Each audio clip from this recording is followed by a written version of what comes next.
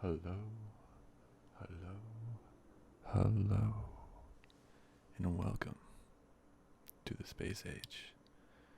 Quite literally this time, I want to try a new series. I know I only have one total series so far with the one game, and this is a pretty new channel, but I wanted to try a new series where I just kind of talk about articles on Wikipedia, and hopefully we can learn a thing or two. So a few of the ideas I had was there's a few different ways we can go about reading some Wikipedia articles.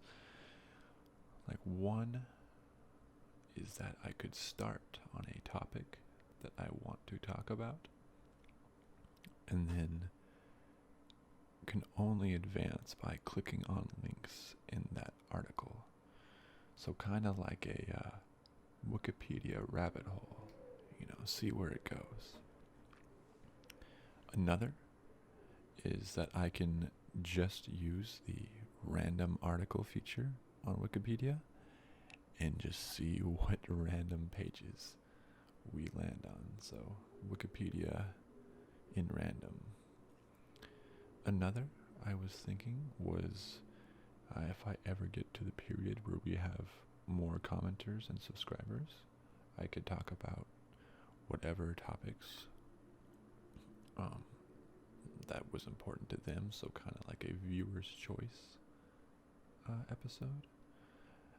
And then another could be where I have a viewer's choice on an article that I need to end up at, but I start by clicking on a random article and seeing how long it takes me to get to that topic by only clicking on links. So those are some fun ideas, and in each step I would just kind of read through the article. Maybe not all of it if it's really long, but try to find some most important parts, and along the way we can learn some good information. Also, I wanted to try talking more soft-spoken and not just whispering, as I'm not sure exactly which one people will think is more relaxing. So maybe I can whisper during gameplay videos and speak softly during this, or vice versa. I just want to experiment. This whole thing is just an experiment. So please, I want you to let me know what you think of either this concept or of this, my voice volume. I'm thinking you can still go side to side, so I can talk on this right side, or I can talk on this left side, or I can talk really up close, and that might kind of sound cool. But we will kind of just test it with this video here. So please sit back, relax, and feel free to just let my voice drone off about whatever it is in the background. And I still think I'm recording at 1440p and 60 frames per second, which may not be too helpful on a static Wikipedia page, but hey, I'm gonna do it anyways because this is for you guys. Only the best quality. Alright. So, I thought it was fitting that we start here on what is the space age, as that's kind of the name of my channel here. So, yeah, sit back, relax, and I'm gonna start talking. I'll be reading, and if I have anything else to say, I'll just say it there as well. Alright, the space age. So, let's see. The space age is a time period encompassing the activities related to the space race, space exploration, space technology, and the cultural developments influenced by these events. The space age is generally considered to have begun with Sputnik. Sputnik. Sputnik. That's kind of a funny word. I like it. Sputnik. Sputnik. Sputnik. Sputnik. Sputnik. Sputnik. And those of you that do not know, my little channel icon is like a stylized picture of Sputnik. I thought it fit very well with the space age theme, as it even says here it began with Sputnik. So that's what my little channel icon was. The channel little you know how it's like cereal boxes have their little icon representative person. What's that called? I forget, but they have the mascot. That's the word, mascot. So Sputnik is my little mascot for this channel. Let's see. I've also blown it up the page, not Sputnik. I've blown up the website page to 150% because 1440p might have been a little hard to read. So I made it a little easier for if anybody wants to read along. All right, let's learn about the beginning of the space age.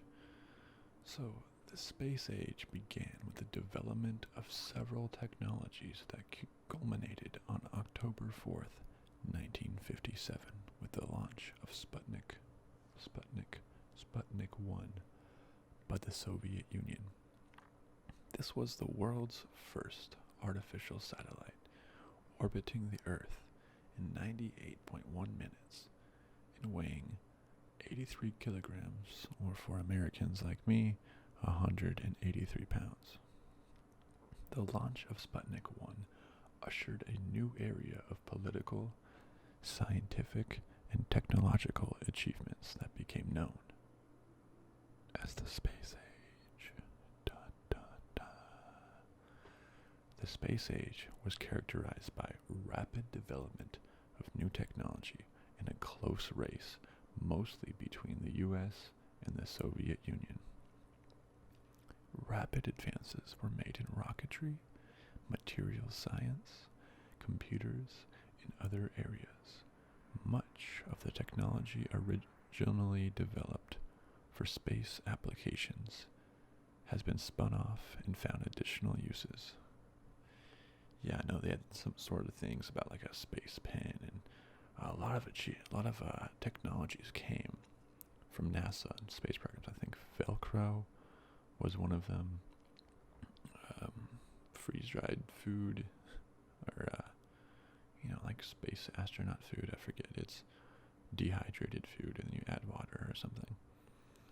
By funding that, it really did help technologies of our country and probably around the world as well. During the 1990s, funding for space-related programs fell sharply as the remaining structures of the Soviet Union disintegrated and NASA no longer had any direct competition.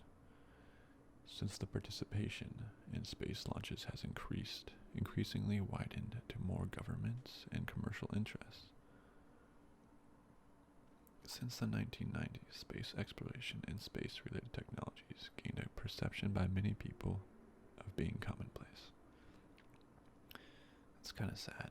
A lot of the space missions are some of the most technologically advanced, probably important to our history as humans, as anything. Yeah, I wouldn't say commonplace at all.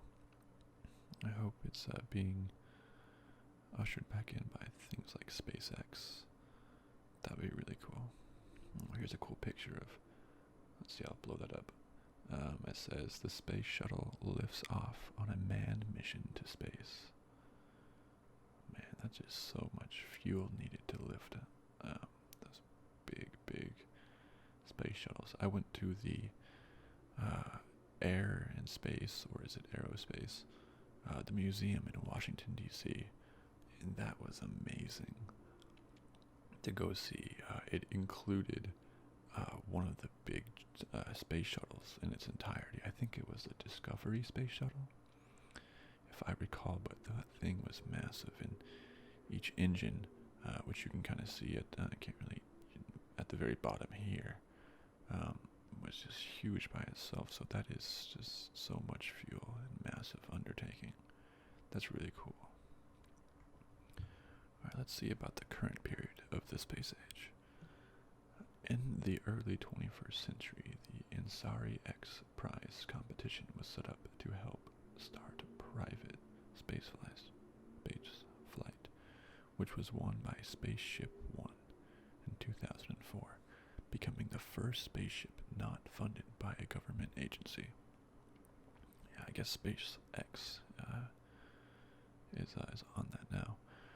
But several countries now have space programs, from related technology ventures to full-fledged space programs with launch facilities.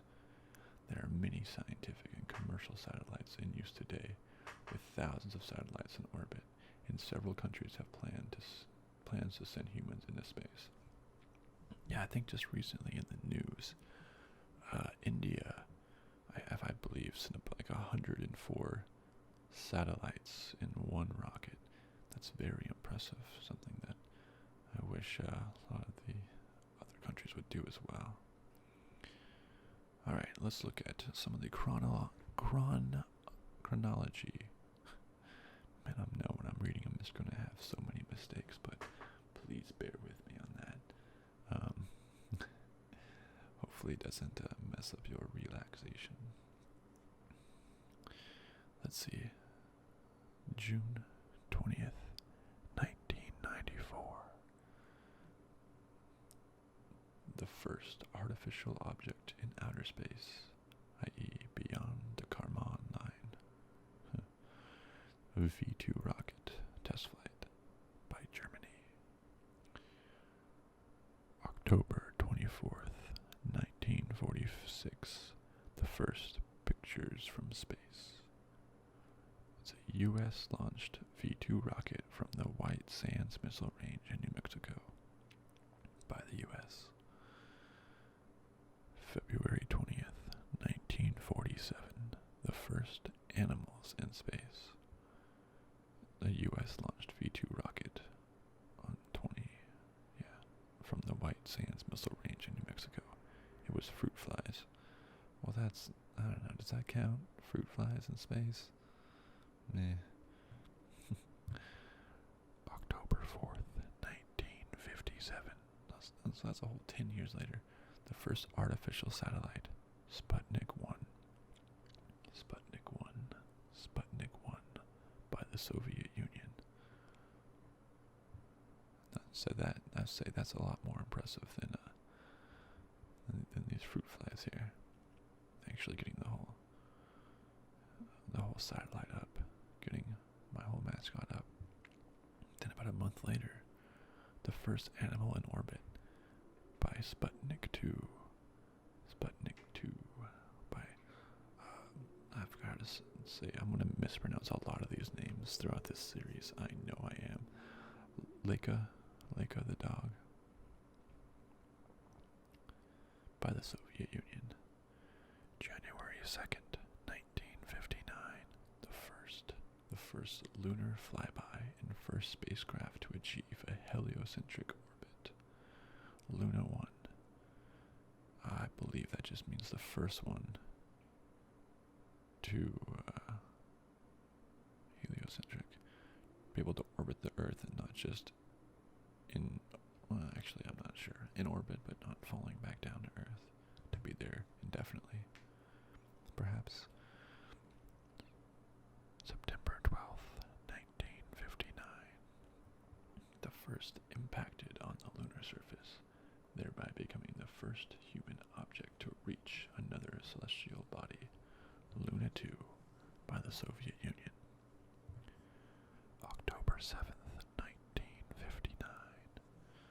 Pictures of the Far Side of the Moon by Luna 3 in the Soviet Union. April 12th, 1961. The First Human in Space by the Vostok 1. Yuri Gagarin. I've heard of this guy, Yuri Gagarin, the first human in space by the Soviet Union. Wow, what a honor that would be. That would be amazing, the first human in space. Let's see, May 5th, 1961. The manual orientation of manned spacecraft and first human space mission that landed with pilot still in spacecraft, thereby technically achieving the first complete human spaceflight by FAI definitions. The Freedom 7 by Alan Shepard in the United States. I wonder if he's Commander Shepard. Anyways, December 14th, 1962. Successful flyby of another planet, Venus, which is closest approach of almost 35,000 kilometers, by the Mariner 2 in the United States. March 18th, 1965. The first spacewalk by Voskhod 2 by Alexei Linov, Soviet Union. December 15th, 1965. The first space rendezvous by Gemini 6A and Gemini 7 by Schirra, Stafford, Borman, and Lavelle in the United States. March 16th, 1966. The first orbital docking between two spacecraft, Gemini 8 and a Gina target vehicle by Neil Armstrong and David Scott, United States. Let's see, let's go a little bit here. July 20th, 1969. The first humans to land and walk on another celestial body, the moon. Apollo 11, Neil Armstrong, Buzz Aldrin, United States. How's it goes? This is one small step for man, one giant leap for mankind. Oh, the first operational space station, April 19th, 1971, by Salyut 1 in the Soviet Union. Let's see. February 19th, 1986. The first long-duration space station by Mir. Yeah, I've heard of that one in the Soviet Union. Nice. The most recent one is July 14th, 2015. Nation to have its space probes to explore all of the 9 major planets recognized in 1981 by New Horizons in the United States. Let's see. Some earlier space flights. The space age might have also be considered to have begun much earlier than October 4th, 1957, because in June 1944, a German V-2 rocket became the first man-made object to enter space, albeit only briefly. Some even consider that the space age started in March 1926 when American rocket pioneer Robert H. Goddard launched the world's first liquid fuel rocket. Though this rocket did not reach outer space, he tried. That's way earlier than any of these other ones too. That's impressive. Since the aforementioned V-2 rocket flight was undertaken in secrecy, it was not public knowledge for many years afterwards. Further, the German launches, as well as the subsequent sounding rocket tests, performed in both the United States and the Soviet Union during the late 1940s and early 1950s were not considered considered significant enough to start a new age because they did not reach orbit. Having a rocket powerful enough to reach orbit meant that a nation had the ability to place a payload anywhere on the planet, or to use another term, possessed a intercontinental ballistic missile. ICBM. Dun, dun, dun. That's actually kind of scary. Now that we have the ability to put a bomb anywhere on Earth that we please. Wow, that's just interesting to think about. Oh yeah, the fact that after such development, nowhere on the planet was safe from a nuclear warhead is why the orbit standard is used to define when the space age started.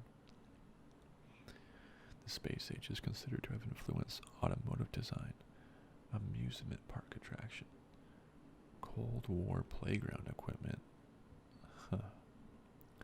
Yeah, like look at this. The rocket definitely influenced that car. Alright, let's see. Where do we want to go from here? Down the Wikipedia rabbit hole without ever once considering how we will get back. I forget exactly how that quote goes. I kind of want to Cold War playground equipment, but because of this introductory episode, I did want to learn a little bit more about Sputnik. So let's follow this rabbit hole down. Sputnik 1. 20 minutes in. I guess I'll have to learn how to go a little bit faster, considering this page is really long. Okay, let's look at the initial blurb. Sputnik 1. And I'm not going to even consider trying to pronounce Russian. I have no idea. Was the first artificial Earth satellite. The Soviet Union launched it into an elliptical low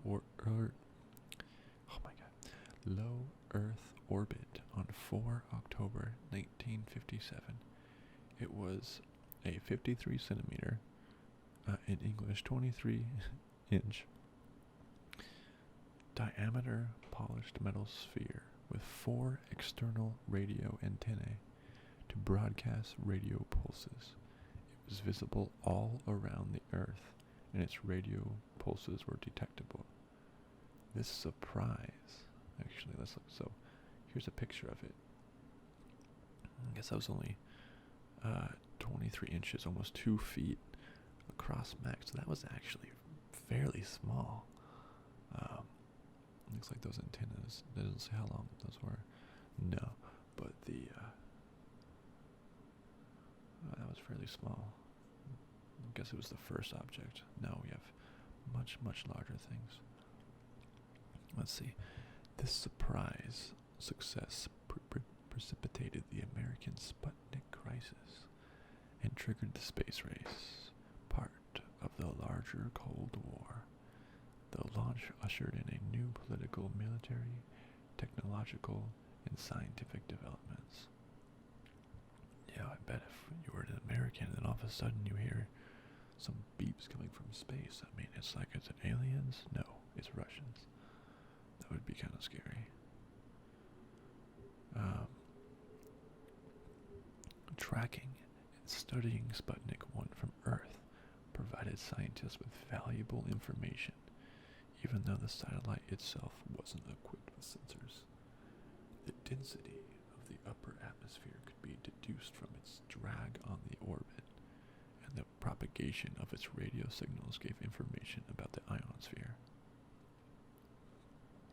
Wow,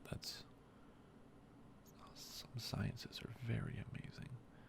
Just because of its drag on the orbit, you can study the density of the upper atmosphere. Wow. Alright, Sputnik 1 was launched during the International Geophysical Year from site number 1/5. What would be site number 1/5, would it? That doesn't make sense. I don't know. At the FIS Tyuratem range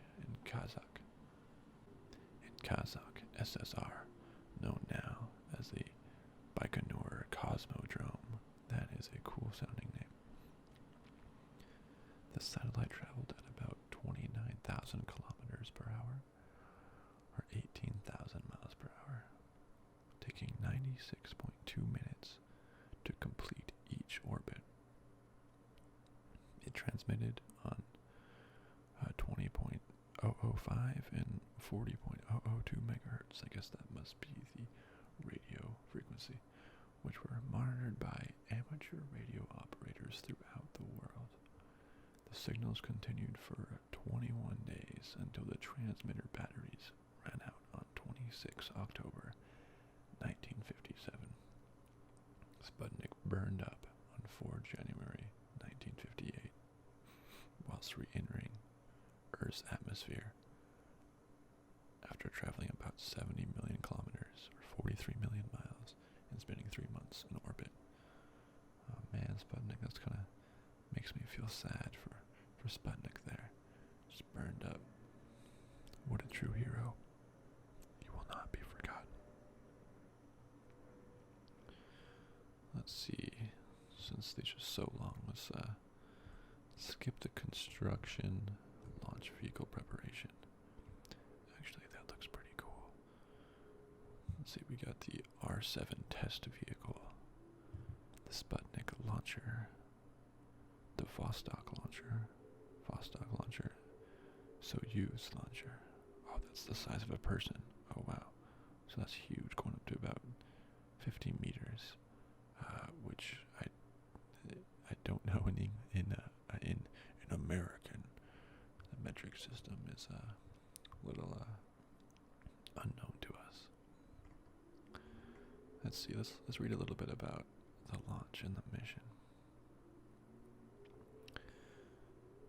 Let's see. The Sputnik rocket was launched on 4 October 1957 at 19:28:34 from site number 1 at NIIP-5.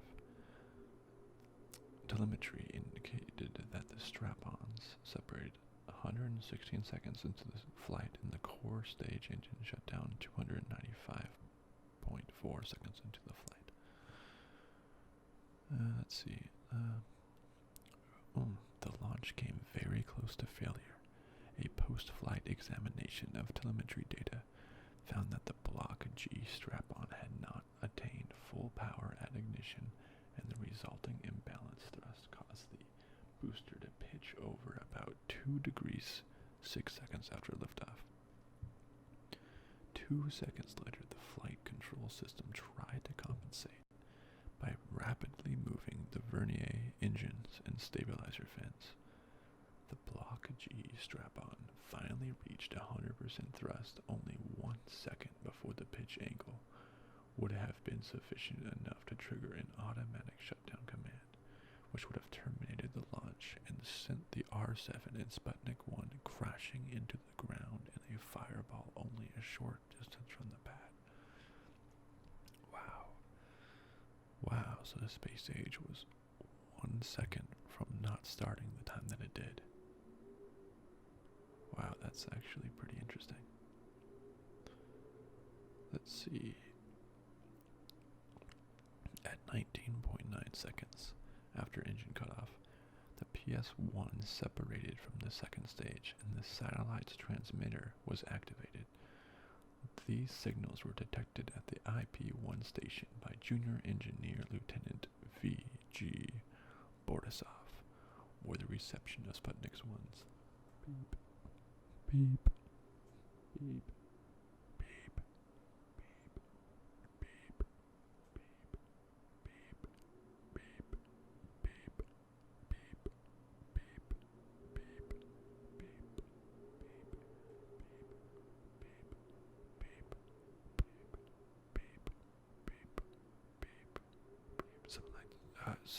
something like that. I'm sure that's exactly how it sounded. I was just doing a little impression, my best Sputnik impression for you guys.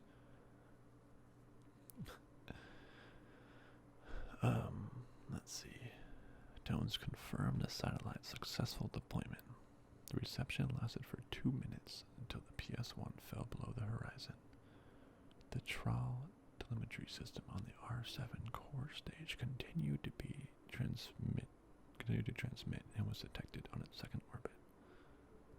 Nice. Ooh, propaganda. That sounds fun. Sputnik 1 was not immediately used for Soviet propaganda. The Soviets had kept quiet about their earlier accomplishments in rocketry, fearing that it would lead to secrets being revealed and failures being exploited by the West. When the Soviets began using Sputnik in their propaganda, they emphasized pride in the achievement of Soviet technology, arguing that it had demonstrated the Soviet superiority over the West. People were encouraged to listen to Sputnik signals on the radio and to look out for Sputnik in the night sky. While Sputnik itself had been highly polished, its small size made it barely visible to the naked eye. What most watchers actually saw was the much more visible 26-meter core stage of the R7. Shortly after the launch of the PS1, Khrushchev pressed Korolev to launch another satellite in time for the 40th anniversary of the October Revolution on 7 November 1957. The launch of Sputnik 1 surprised the American public and shattered the perception, furthered by American propaganda, of the United States as a technological superpower and the Soviet Union as a backward country. Privately, however, the CIA and President Eisenhower were aware of progress being made by Soviets on Sputnik from secret spy plane imagery. Ooh, so the U.S. knew. This could be like a Netflix TV series. Together with the Jet Propulsion Laboratory, the Army Ballistic Missile Agency built Explorer 1 and launched it on 31 January 1958. Before work was completed, however, the Soviet Union launched a second satellite, Sputnik 2, on 3 November 1957. Meanwhile, while the televised failure of the Vanguard TV-3 on 6 December 1957 deepened American dismay over the country's position in the space race, the Americans took a more aggressive stance in the emerging space race, resulting in an emphasis on science and technological research and reforms in many areas from the military to education systems. I think we need more emphasis on science and education these days too. The federal government began investing in science, engineering, and mathematics at all levels of education. An advanced research group was assembled for military purposes. These research groups developed weapons such as ICBMs and missile defense systems, as well as spy satellites for the U.S. Let's see.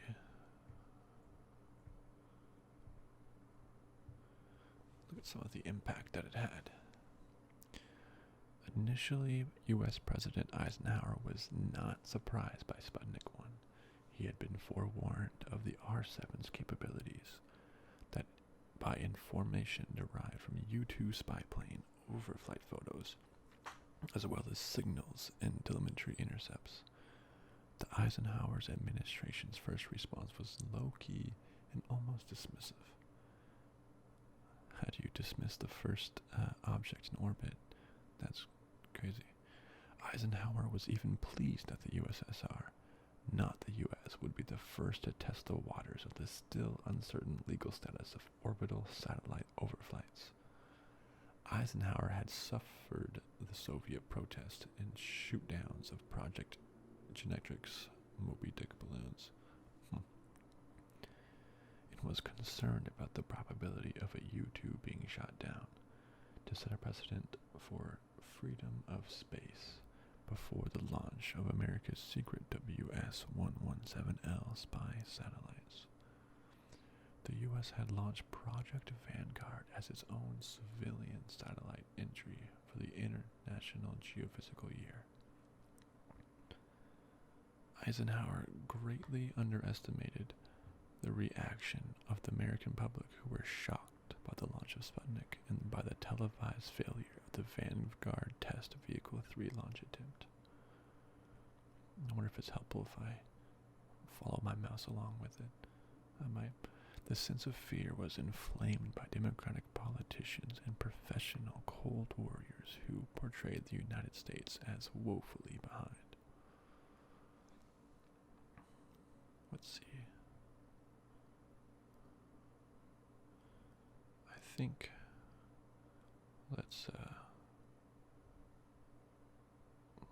look at some other stuff now. Probably it's only been 35 minutes on two topics, so maybe we should move a little faster in the future. What sounded interesting? I kind of want to know more about this shoot downs of Project Genetrix Moby Dick balloons. What does that mean? Well, let's find out. Oh, this one's really short.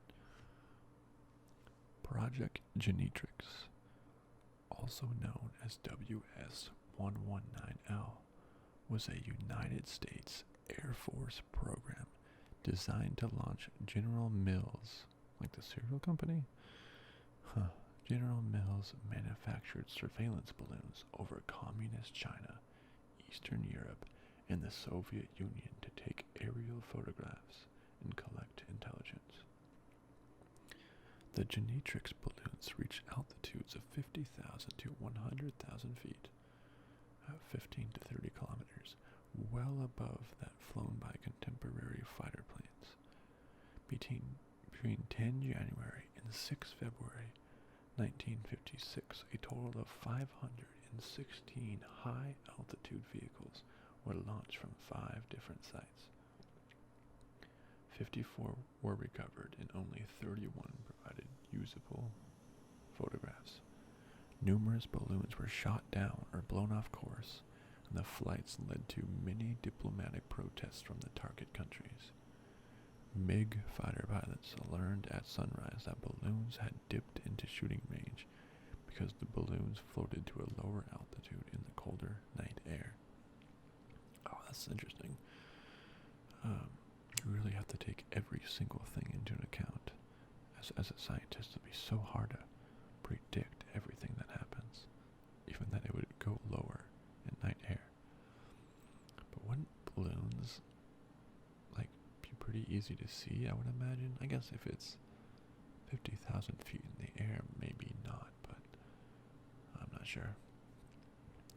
Authorized by President Dwight D. Eisenhower on December 27th, 1955, Project 119L was the first espionage use of the balloons that had been tested in previous projects, such as Moby Dick High.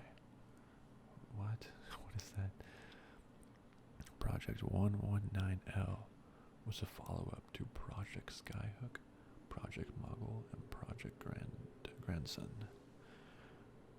The balloons were used to monitor the Soviet Union for things such as nuclear tests and return photography of more than 1.1 million square miles, more than 2.8 million square kilometers of the Sino-Soviet bloc. Top secret high-altitude balloon programs such as Moby Dick High, and 119L may account for many of the UFO sightings starting around the mid-20th century. Okay, that's really funny. This could be responsible for many UFO sightings. Look at that, we learned something. These Moby Dick balloon programs, Project Genetrix, is the cause of many UFO sightings. I love it. The U-2 spy plane was later developed to replace the balloons. The Soviets recovered many of these balloons, and their temperature-resistant and radiation-hardened film would later be used in the Luna 3 probe to capture the first images of the far side of the moon. Oh, the Soviets used our film, the American film, to be used in their pictures of the far side of the moon. Hey, if your enemy has better equipment, Let's use it. Alright, since that one was so short, let's do one more. Something that we wrote about. Something that might be short too. Let's see. Project Skyhook, Project Mogul, Project Home Run. Let's do Project Skyhook. Skyhook balloons were high-altitude balloons developed by Otto C. Winzen and General Mills, Inc. They were used by the United States Navy Office of Naval Research, ONR, in the late 1940s and 1950s for atmospheric research, especially for constant level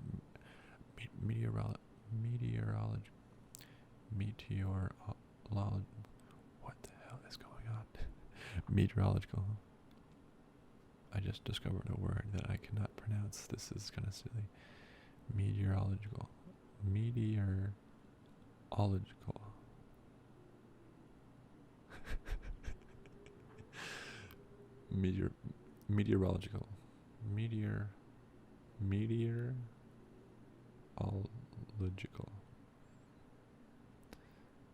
Wow, I must sound really silly.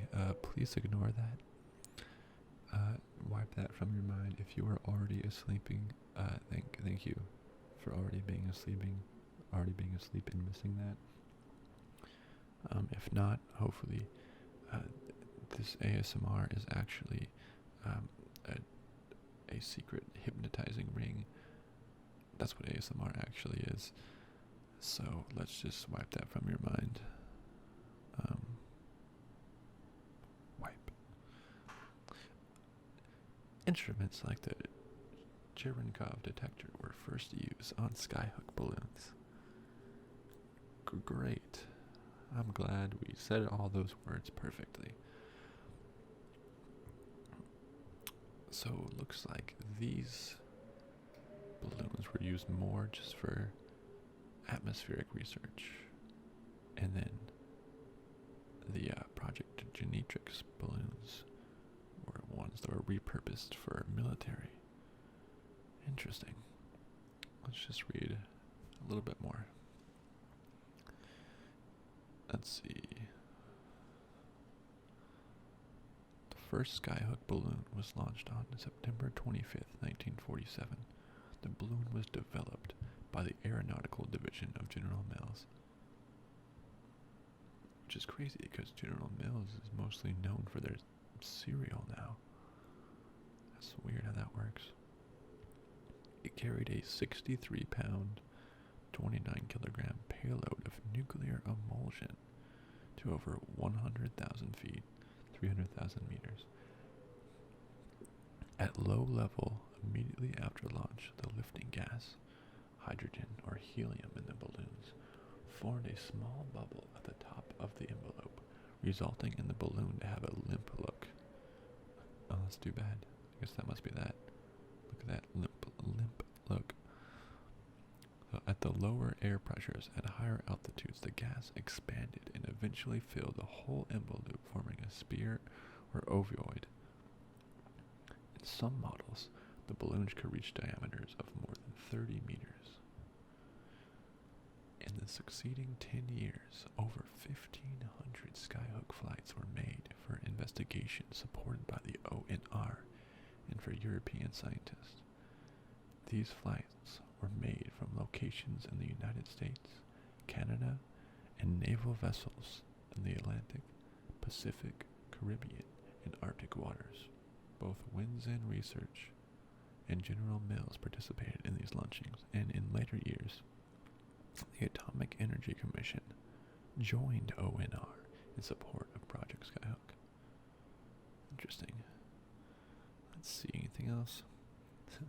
Skyhook balloons may have been the origin of some UFO observations. The most famous case possibly involving a Skyhook miss sighting was the Mantell UFO incident. The script of the film Earth versus the Flying Saucers mentions Project Skyhook. Okay, one more thing. Earth versus the Flying Saucers.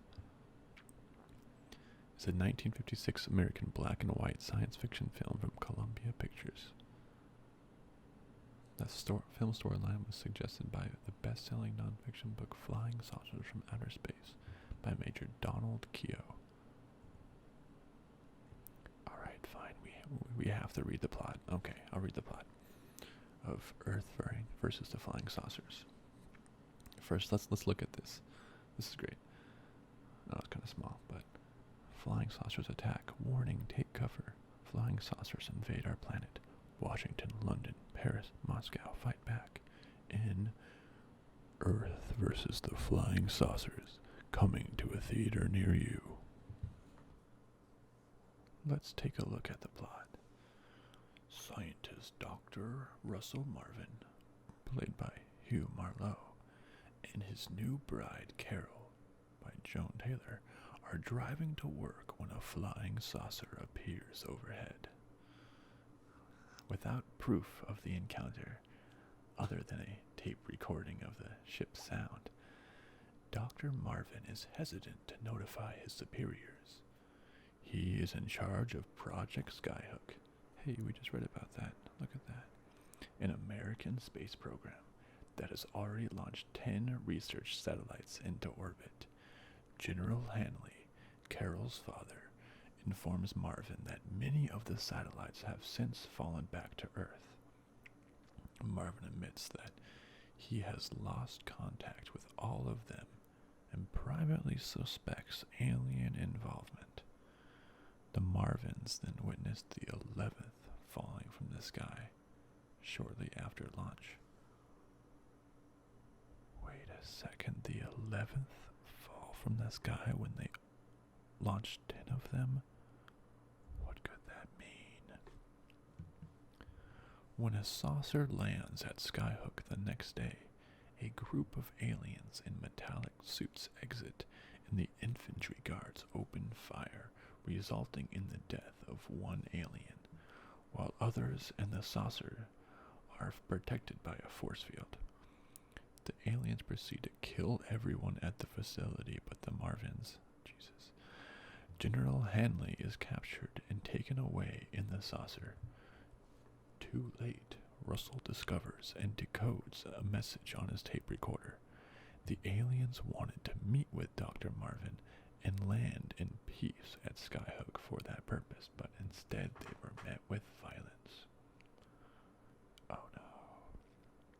Impatient to conduct that meeting after everything has gone sideways, Marvin contacts the aliens and steals away to meet them, followed closely by Carol and Major Huglin. They and a pursuing motorcycle patrol officer are taken aboard a saucer, just like a random patrol officer, where the aliens extract knowledge directly from the general's brain. The aliens explain they are the last of their species, having fled from their destroyed solar system. They have shot down all the launch satellites, fearing them as weapons. As proof of their power, the aliens give Dr. Marvin the coordinates of a naval destroyer that opened fire on them, which they have since destroyed. Horrified by the cold, unempathetic nature of the aliens, Carol begins to break down, and the patrol officer, desperate in an attempt by Marvin to stop him, pulls his revolver and fires on the aliens. He is subject to the same mind control process as General Hanley. The alien explains that they will eventually return General Hanley and the patrol officer. As the interaction continues, Carol becomes increasingly irrational while Marvin tries to remain calm. Major Huglin and the Marvins are released with the message that the aliens want to meet with the world's leaders in 56 days in Washington, D.C. to negotiate a occupation of Earth. Dr. Marvin's later observations discovered that the aliens' protective suits are made of a solidified electricity. Well, no wonder. Us humans don't even know what that means. Marvin's auditory perception. From other observations, Marvin develops a counterweapon against their flying saucer, which he later successfully tests against a single saucer. As they escape, the aliens jettison General Hanley and the patrol officer, both falling to their deaths. Oh man, that's Groups of alien saucers then attack Washington, Paris, London, and Moscow, but are destroyed by Dr. Marvin's sonic weapon. The defenders also discovered that the aliens can be easily killed by simple small arms gunfire once they're outside the force fields of their saucers. With the alien threat eliminated, Dr. Marvin and Carol quietly celebrate the victory by going back to their favorite beach, resuming their lives as newlyweds. Ah, how sweet. So that's Earth versus the flying saucers. Well, I think that will do it for today. We went from the space age to Sputnik to Project Genetrix balloons, Project Skyhook balloons, and then to Earth versus the flying saucers. That was a fun little rabbit hole that we went down there. Maybe next time I'll do a random event, random articles. We will have to see. Hopefully that was kind of fun. At the very least relaxing to be played in the background. So I hope I was able to help somebody out. And I hope you can feel more relaxed.